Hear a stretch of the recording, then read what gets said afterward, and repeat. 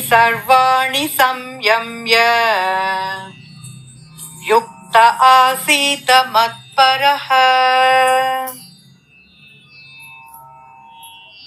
వశేంద్రియాణి తస్య ప్రజ్ఞా ప్రతిష్ఠిత.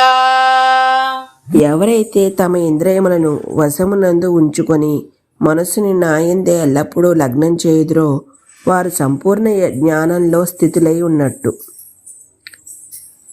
ఈ శ్లోకంలో యుక్త అన్న పదం భక్తితో లీనమైన అనే అర్థంతో ఉన్నది. మరియు మత్పరః అంటే శ్రీకృష్ణుడి పట్ల ఆసిత అన్న పదాన్ని ఉపమానంగా నెలకొని లేదా స్థితమై ఉండి అని అర్థం చేసుకోవచ్చు. చంచలమైన మనస్సు ఇంద్రియములను మచ్చిక చేసుకోవలసిన అవసరం ఉందని చెప్పిన శ్రీకృష్ణుడు ఇప్పుడు వాటిని సరియైన పద్ధతిలో ఎలా ఉపయోగించాలో తెలియజేస్తున్నాడు. అదే భగవత్ భక్తిలో నిమగ్నమవుట. ఈరోజుకి ఇక్కడితో ఆపుతున్నాను. మిగతాది రేపు చెప్తాను. అంతవరకు ధన్యవాదాలు.